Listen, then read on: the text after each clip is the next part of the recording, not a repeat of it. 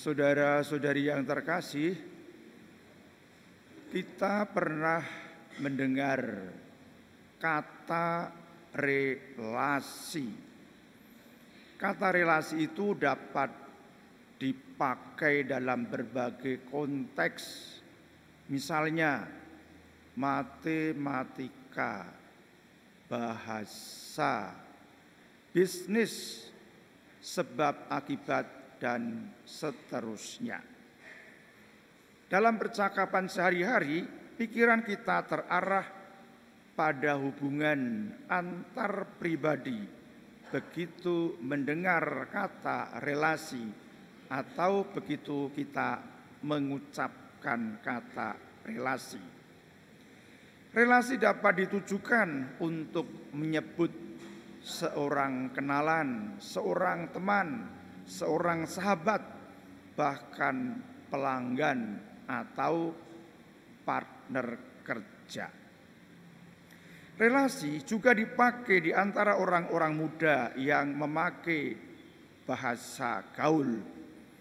Relasi sering digunakan untuk menunjukkan bahwa seseorang merasa terhubung atau seseorang dapat memahami suatu pengalaman yang diceritakan karena kesamaan perasaan atau situasi yang dialami. Saudara-saudari yang terkasih, kita tentu pernah mengidam-idamkan suatu relasi yang unik, yang spesial, yang bermartabat, yang mengalirkan berkah untuk diriku dan juga berkah untuk orang lain. Dengan kata lain, kita pernah punya bayangan tentang kualitas tertentu ketika berelasi dengan orang lain. Dari angan-angan itulah kita mulai merancang, lalu mengusahakannya tahap demi tahap. Berikutnya kalau perlu memperjuangkan dan mengembangkannya. Meskipun demikian, kualitas relasi terhadap orang yang satu berbeda dengan yang lain. Kenyataan ini terjadi begitu saja dan tidak dapat dicegah. Bukan berarti di pihak kita lah yang menginginkannya.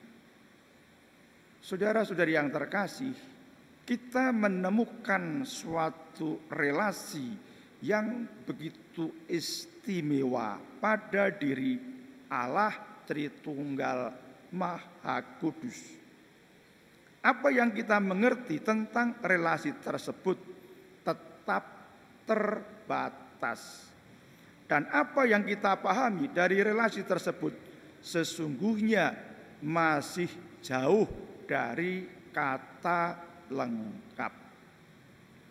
Meskipun kita tidak sepenuhnya memahami Allah Tritunggal Maha Kudus, kita tetap boleh berharap hidup dalam perlindungannya, asalkan kita bersedia membuka hati.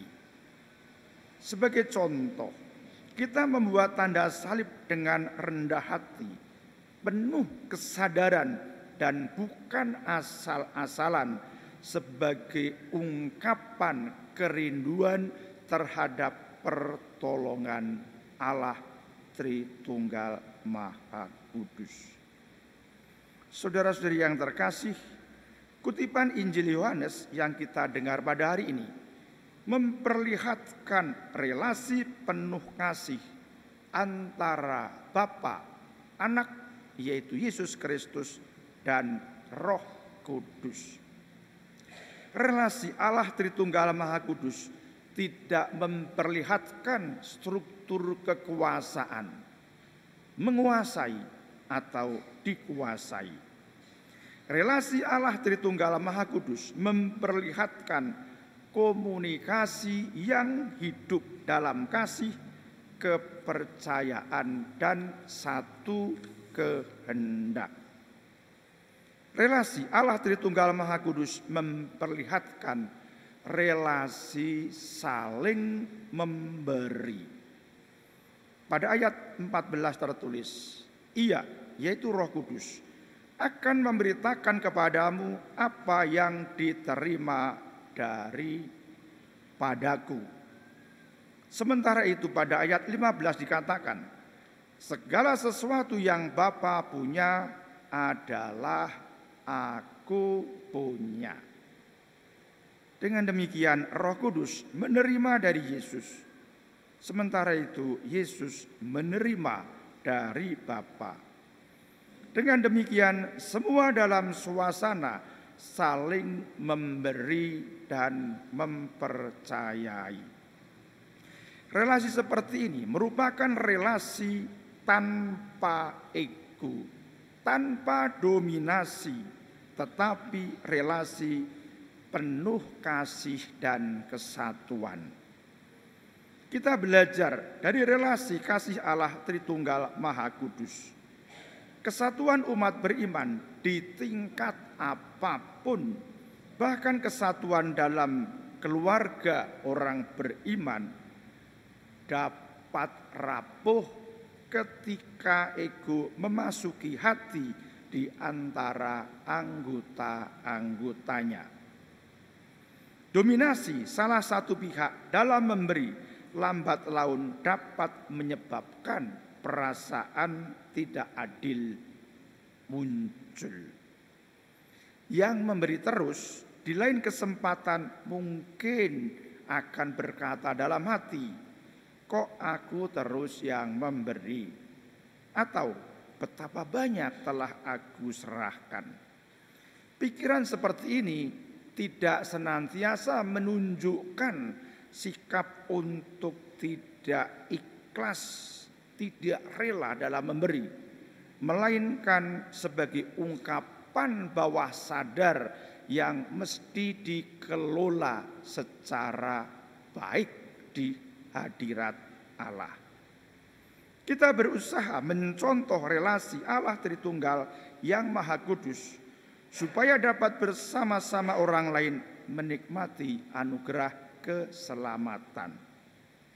Kita berusaha mewujudkan relasi saling memberi sebagaimana tampak pada diri Allah Tritunggal Maha Kudus, pertama-tama dengan mengikis egoisme yang tampak secara samar-samar dan tidak terus terang.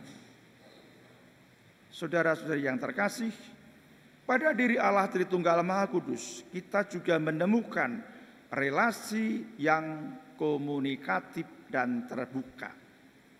Pada Injil kita menemukan kata-kata demikian, Roh kebenaran, Ia akan membimbing kamu ke dalam seluruh kebenaran. Allah itu sangat komunikatif. Allah tidak berdiam diri. Allah mau menyampaikan kebenarannya kepada manusia secara bertahap, sesuai dengan kemampuan dan kesiapan hati orang yang menerimanya. Allah itu mendekatkan dirinya, mau dikenal dan hadir dalam perjalanan hidup manusia. Pada lain pihak, justru manusia sendirilah yang memberi batasan terhadap kehadiran Allah. Misalnya, seseorang sedemikian tekun berusaha, berjuang, merancang sangat rapi tentang segala sesuatu yang bersifat keduniawian.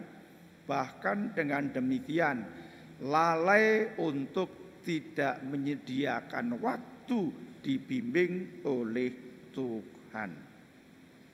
Saudara-saudari yang terkasih, pada diri Allah Tritunggal Maha Kudus kita juga menemukan relasi yang memuliakan dan mendukung satu sama lain. Pada kutipan Injil hari ini tertulis, Ia, yaitu Roh Kudus, akan memuliakan aku, yaitu Yesus. Dapat dikatakan bahwa Roh Kudus mengarahkan seseorang kepada Yesus, dan Yesus mengarahkan seseorang kepada Bapa.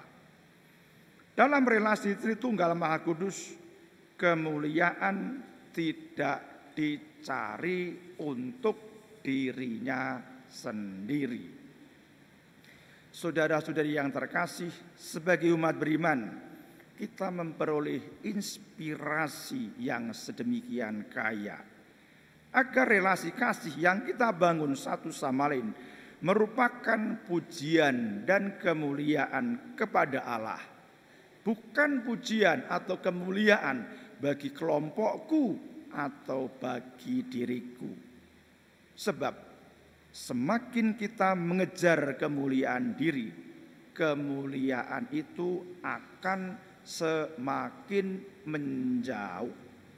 Sebaliknya, semakin kita mengusahakan kemuliaan Allah, hidup kita akan menampakkan kemuliaan Allah dan kita beroleh anugerah keselamatan. Dimuliakanlah Tuhan kini dan sepanjang masa. Amin.